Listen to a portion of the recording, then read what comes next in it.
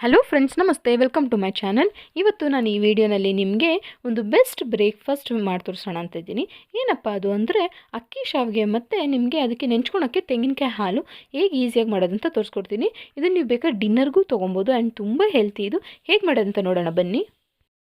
ನಾನು ಒಂದು ತೆಂಗಿನಕಾಯಿ ಫುಲ್ನ ನಾನು ಚಿಕ್ಕ ಚಿಕ್ಕದಾಗಿ ಪೀಸ್ ಕಟ್ ಮಾಡಿಕೊಂಡು ಮಿಕ್ಸಿ ಜಾರಲ್ಲಿ ಹಾಕ್ಕೊಂಡಿದ್ದೀನಿ. ಇದನ್ನು ನಾನು ಇವಾಗ ಗ್ರೈಂಡ್ ಮಾಡ್ಕೊತೀನಿ. ನೋಡಿ ಇಷ್ಟು ಗ್ರೈಂಡ್ ಆಗಿದೆ. ಇವಾಗ ನಾನು ಎಷ್ಟು ಬೇಕೋ ಅಷ್ಟು ನೀರು ಹಾಕ್ಕೊತೀನಿ. ನಾನು ದೊಡ್ಡ ಗ್ಲಾಸಲ್ಲಿ 1 ಗ್ಲಾಸಷ್ಟು ನೀರು ಹಾಕ್ಕೊತೀನಿ ಫಸ್ಟು. ನಿಮಗೆ ಒಂದು ತೆಂಗಿನಕಾಯಿಗೆ ಒಂದು 2ರಿಂದ 3 ಗ್ಲಾಸಷ್ಟು ಹಾಕ್ಕೊಬೋದು. ಇವಾಗ ನಾನು ಇದು ರುಬ್ಕೊಂಡಿದ್ದೀನಿ. ಇದನ್ನು ಫಿಲ್ಟರ್ ಮಾಡ್ಕೊತೀನಿ. ಅದಕ್ಕೆ ಒಂದು ಸ್ಟೀಲ್ದು ಒಂದು ಸೋರ್ಸೋದು ತೊಗೊಂಡಿದ್ದೀನಿ. ನೋಡಿ ಈ ಥರ. ಇದರಲ್ಲಿ ನಾನಿವಾಗ ರುಬ್ಕೊಂಡಿದ್ದೀನಲ್ಲ ತೆಂಗಿನಕಾಯಿ, ಅದನ್ನು ಹಾಕ್ಕೊತೀನಿ. ನೀವು ಈ ತೆಂಗಿನಕಾಯಿ ಹಾಲು ನಿಮಗೆ ಯಾವ ಥರ ಕನ್ಸಿಸ್ಟೆನ್ಸಿ ಬೇಕೋ ಆ ಥರ ಮಾಡ್ಕೊಬೋದು. ನಾನು ಇವತ್ತು ಸ್ವಲ್ಪ ನಾರ್ಮಲ್ ಕನ್ಸಿಸ್ಟೆನ್ಸಿಗೆ ಬೇಕು ಅಂದ್ಬಿಟ್ಟು ನಾನು ಇನ್ನೊಂದ್ಸಲಿ ಸ್ವಲ್ಪ ನೀರು ಹಾಕ್ಕೊಂಡು ರುಬ್ಕೊಂಡು ಇದೇ ಥರ ನಾನು ಇವಾಗ ಹಾಲು ಎಕ್ಸ್ಟ್ರಾಕ್ಟ್ ಮಾಡ್ಕೊತೀನಿ. ನಿಮ್ಗೆ ಯಾವ ಕನ್ಸಿಸ್ಟೆನ್ಸಿ ಬೇಕೋ ಅದಕ್ಕೆ ತಕ್ಕಂಗೆ ನೀವು ನೀರು ಉಯ್ಕೊಬೋದು. ಇವಾಗ ಆಲ್ಮೋಸ್ಟ್ ತೆಂಗಿನಕಾಯಿ ಹಾಲು ರೆಡಿ ಆಗಿದೆ. ನಾನು ಮೀಡಿಯಮ್ ಕನ್ಸಿಸ್ಟೆನ್ಸಿಗೆ ತೊಗೊಂಡಿದ್ದೀನಿ. ಇವಾಗ ಕೆಲವೊಬ್ಬರ ಹತ್ರ ಅದು ಸೋರ್ಸೋದಿರಲ್ಲ, ಅಂಥವ್ರು ಏನು ಮಾಡ್ಬೋದು ಅಂದರೆ ನೀವು ಒಂದು ಕಾಟನ್ ಕ್ಲೀನ್ ಬಟ್ಟೆ ತೊಗೊಂಡು ಅದರಲ್ಲಿ ಸೋರ್ಸ್ಕೊಬೋದು. ಇವಾಗ ನಾನು 1 ಕಪ್ಪಷ್ಟು ಸಕ್ಕರೆ ಹಾಕ್ಕೊತೀನಿ. ಈ ಸಕ್ಕರೆ ಕರಗೋ ಮಟ್ಟಕ್ಕೆ ನೀವು ಚೆನ್ನಾಗಿ ಇದನ್ನು ಮಿಕ್ಸ್ ಮಾಡಬೇಕಾಗುತ್ತೆ. ಇದು ತುಂಬ ಒಳ್ಳೆಯದು ಆರೋಗ್ಯಕ್ಕೆ. ಇದು ಆ್ಯಕ್ಚುಲಿ ಹೊಟ್ಟೆ ಎಲ್ಲ ಸ್ವಲ್ಪ ಕೆಲವೊಬ್ಬರಿಗೆ ಏನೋ ಹುಣ್ಣಾದಂಗೆ ಇರುತ್ತಲ್ಲ, ಅಂಥವರೆಲ್ಲ ಇದನ್ನು ತೊಗೊಳೋದ್ರಿಂದ ತುಂಬ ಚೆನ್ನಾಗಿ ಕೇಳುತ್ತೆ. ಇವಾಗ ನಾನು ಒಂದು 5ರಿಂದ 6 ಏಲಕ್ಕಿನ ಕುಟ್ಕೊಂಡು ಪೌಡ್ರ್ ತೊಗೊಂಡಿದ್ದೀನಿ. ನೀವು ಏಲಕ್ಕಿ ಪೌಡ್ರೂ ಹಾಕ್ಕೊಬೋದು ಬೇಕಾದರೆ. ಇವಾಗ ಚಿಟಿಕೆಯಷ್ಟು ಉಪ್ಪು, ಇಷ್ಟನ್ನು ಹಾಕ್ಕೊಂಡು ಚೆನ್ನಾಗಿ ಮಿಕ್ಸ್ ಮಾಡ್ಕೊಳ್ಳಿ. ಅಷ್ಟೇ ಫ್ರೆಂಡ್ಸ್, ನೋಡಿದ್ರಲ್ಲ ಎಷ್ಟು ಈಸಿಯಾಗಿ ತೆಂಗಿನಕಾಯಿ ಹಾಲು ರೆಡಿ ಆಯಿತು. ಇದನ್ನು ನೀವು ಬೇಕಾದ್ರೆ ಹಾಗೆ ಕೂಡ ಕುಡಿಬೋದು. ತುಂಬ ಚೆನ್ನಾಗಿರುತ್ತೆ ಆ್ಯಂಡ್ ತುಂಬ ಟೇಸ್ಟಿಯಾಗಿರುತ್ತೆ. ಸಣ್ಣ ಮಕ್ಳಿಗೂ ಕೊಡ್ಬೋದು ಇದು. ನೆಕ್ಸ್ಟು ನಾವು ಇವಾಗ ಶಾವಿಗೆ ಹೇಗೆ ಮಾಡೋದಂತ ನೋಡೋಣ ಬನ್ನಿ. ಅದಕ್ಕೆ ನಾನಿವಾಗ 2 ಗ್ಲಾಸ್ ದೊಡ್ಡ ಗ್ಲಾಸಷ್ಟು ನೀರು ಉಯ್ಕೊಂಡಿದ್ದೀನಿ. ಅದು ಚೆನ್ನಾಗಿ ಇವಾಗ ನೀರು ಕುದಿಸ್ಕೊತೀನಿ. ಇದಕ್ಕೆ ನೀವು ಬಿಸಿ ನೀರು ಮಾತ್ರ ಯೂಸ್ ಮಾಡಬೇಕು. ನಾನಿವತ್ತು 2 ಕಪ್ಪಷ್ಟು ಅಕ್ಕಿ ಹಿಟ್ಟು ತೊಗೊಂಡಿದ್ದೀನಿ. ಇದು ಪ್ಲೇನ್ ಅಕ್ಕಿ ಹಿಟ್ಟು, ಏನು ಮಿಕ್ಸ್ ಮಾಡಿಲ್ಲ. 2 ಕಪ್ಪಷ್ಟು ನಾನು ಹಾಕ್ಕೊಂಡಿದ್ದೀನಿ. ಇವಾಗ ರುಚಿಗೆ ಎಷ್ಟು ಬೇಕೋ ಅಷ್ಟು ಉಪ್ಪು ಹಾಕ್ಕೊತಾ ಇದ್ದೀನಿ. ಈಗ ಇದನ್ನು ನಾನಿವಾಗ ಚೆನ್ನಾಗಿ ಮಿಕ್ಸ್ ಮಾಡ್ಕೊತೀನಿ. ಯಾಕಂದ್ರೆ ನಾವು ಹಾಕಿರೋ ಉಪ್ಪು ಇದು ಚೆನ್ನಾಗಿ ಬ್ಲೆಂಡ್ ಆಗಬೇಕು. ಇದು ಚೆನ್ನಾಗಿ ಮಿಕ್ಸ್ ಮಾಡ್ಕೊಂಡಾದ್ಮೇಲೆ ಇವಾಗ ಚೆನ್ನಾಗಿ ಕುದಿಸಿಡ್ಕೊಂಡಿದ್ದೀನಲ್ಲ ನೀರು, ಆ ನೀರನ್ನ ಸ್ವಲ್ಪ ಸ್ವಲ್ಪ ಹಾಕ್ಕೊಂಡು ಚೆನ್ನಾಗಿ ಹಿಟ್ಟಿನ ಕನ್ಸಿಸ್ಟೆನ್ಸಿಗೆ ನಾನು ಇದನ್ನು ಕಲಗಿಸ್ಕೊತೀನಿ. ಇದು ಸ್ವಲ್ಪ ಬಿಸಿ ಆರಿದ್ಮೇಲೆ ನೀವು ಕೈಯಲ್ಲಿ ಇದನ್ನು ಚೆನ್ನಾಗಿ ಮಿಕ್ಸ್ ಮಾಡ್ಕೊಳ್ಳಿ. ಆವಾಗ ನಿಮಗೆ ತುಂಬ ಚೆನ್ನಾಗಿ ಮಿಕ್ಸ್ ಮಾಡ್ಬೋದು. ಈಗ ನಾನು ಪ್ಲೇಟ್ ಹಾಕಿ ಕ್ಲೋಸ್ ಮಾಡ್ಕೊತೀನಿ ಇದನ್ನು. ಈಗ ನಾವು ಶಾವಿಗೆ ರೆಡಿ ಮಾಡ್ಕೊಳ್ಳೋಣ. ಅದಕ್ಕೆ ನಾನು ಒಂದು ಇಡ್ಲಿ ಪಾತ್ರೆಯಲ್ಲಿ 2 ಗ್ಲಾಸಷ್ಟು ನೀರು ಇಟ್ಕೊಂಡು ಕುದಿಯೋಕ್ಕೆ ಬಿಟ್ಟಿದ್ದೀನಿ.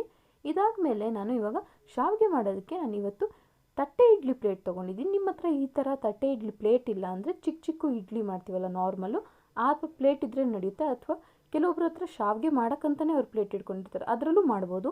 ಇವಾಗ ನಾನು ಅದರಲ್ಲಿ ನಾರ್ಮಲ್ ರಿಫೈನ್ಡ್ ಆಯಿಲ್ನ ಅಪ್ಲೈ ಮಾಡ್ಕೊತೀನಿ. ಇವಾಗ ಅದೇ ಥರ ಎಲ್ಲ ತಟ್ಟೆಗೂ ನಾನು ಎಣ್ಣೆ ಹಾಕ್ಕೊತೀನಿ. ಇವಾಗ ನಾನು ಎಲ್ಲದಕ್ಕೂ ಎಣ್ಣೆ ಸವರ್ಕೊಂಡಿದ್ದೀನಿ. ನೆಕ್ಸ್ಟು ನಾವು ಇವಾಗ ಶಾವಿಗೆ ಹೊತ್ಕೊಳ್ಳೋಣ. ಅದಕ್ಕೆ ನಾನು ಇವತ್ತು ಉಡ್ಡಂದು ತೊಗೊಂಡಿದ್ದೀನಿ. ನಿಮ್ಮ ಹತ್ರ ಯಾವುದಿದೆಯೋ ಅದನ್ನು ತೊಗೊಬೋದು. ನೀವು ಯಾವುದೇ ಯೂಸ್ ಮಾಡಿದ್ರೂ ಅದಕ್ಕೆ ಸ್ವಲ್ಪ ಎಣ್ಣೆ ಹಾಕೋದ್ರಿಂದ ನಿಮಗೆ ಅದು ಈಸಿಯಾಗಿ ಬರುತ್ತೆ. ಅದಕ್ಕೆ ನಾನು ಪ್ರತಿಯೊಂದಕ್ಕೂ ಎಣ್ಣೆ ಯೂಸ್ ಮಾಡೋದು. ಇವಾಗ ನಾನು ಒಳಗೆ ಎಣ್ಣೆ ಹಾಕ್ಕೊತೀನಿ ಎಷ್ಟು ಬೇಕಷ್ಟು.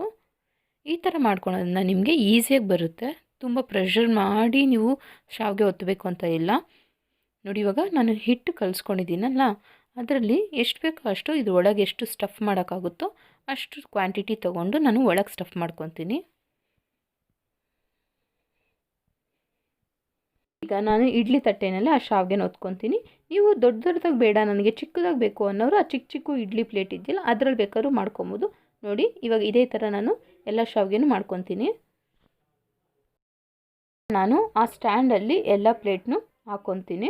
ಹಾಕ್ಕೊಂಡು ಲಾಕ್ ಮಾಡಿಕೊಂಡು ನಾನು ಆಲ್ರೆಡಿ ನೀರು ಕಾಯಿಸೋಕೆ ಇಟ್ಟಿದ್ನಲ್ಲ ಇಡ್ಲಿ ಪಾತ್ರೆಯಲ್ಲಿ, ಅದರಲ್ಲಿ ಇಟ್ಕೊತೀನಿ. ಇವಾಗ ಇದು ಒಂದು 8ರಿಂದ 10 ನಿಮಿಷವರೆಗೂ ಸ್ಟೀಮ್ ಆಗಬೇಕು. ರೆಡಿ ಆಗಲಿ ಇದು. ಈಗ 8 to 10 ಮಿನಿಟ್ಸ್ ಆಗಿದೆ. ಇವಾಗ ಶಾವಿಗೆ ರೆಡಿ ಆಗಿದೆ. ಈಗ ನಾನು ಲಾಕ್ ಓಪನ್ ಮಾಡಿ ಇದನ್ನು ತಟ್ಟೆನ ಸ್ವಲ್ಪ ಆಚೆ ಎತ್ತಿಡ್ತೀನಿ. ಸ್ವಲ್ಪ ಹೊತ್ತು ಬಿಸಿ ಹಾರಬೇಕಾಗುತ್ತೆ.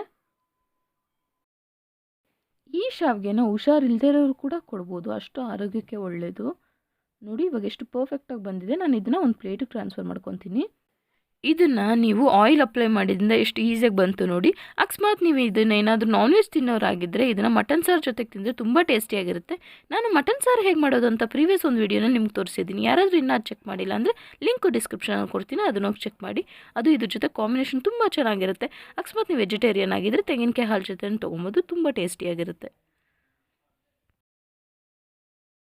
ಈ ರೆಸಿಪಿ ನಿಮಗೆ ತುಂಬ ಇಷ್ಟ ಆಯಿತು ಅಂತ ಅನ್ಕೊತೀನಿ. ಇಷ್ಟ ಆಗಿದ್ರೆ ಪ್ಲೀಸ್ ಲೈಕ್ ಮಾಡಿ, ನಿಮ್ಮ ಫ್ರೆಂಡ್ಸ್ ಎಲ್ಲರಿಗೂ ಶೇರ್ ಮಾಡಿ. ಆ್ಯಂಡ್ ನೀವು ಇನ್ನೂ ಏನಾದರೂ ಈ ವಿಡಿಯೋ ಸಬ್ಸ್ಕ್ರೈಬ್ ಮಾಡಿದ್ರೆ ನೋಡ್ತಾ ಇದ್ರೆ, ಇನ್ನೂ ನನ್ನ ಚಾನಲ್ ಸಬ್ಸ್ಕ್ರೈಬ್ ಮಾಡಿಲ್ಲ ಅಂದರೆ ಪ್ಲೀಸ್ ಸಬ್ಸ್ಕ್ರೈಬ್ ಮಾಡ್ಕೊಳ್ಳಿ. ಆವಾಗ ನಾನು ನಿಮ್ಗೆ ಏನೇ ವಿಡಿಯೋ ಹಾಕೋರು ನೋಟಿಫಿಕೇಶನ್ ಬರುತ್ತೆ. ಇದೇ ಥರ ಕಂಟಿನ್ಯೂಸ್ ಸಪೋರ್ಟ್ ಕೊಡ್ತೀರಾ ಅನ್ಕೊತೀನಿ. Thank you all, thank you for watching, keep supporting, bye.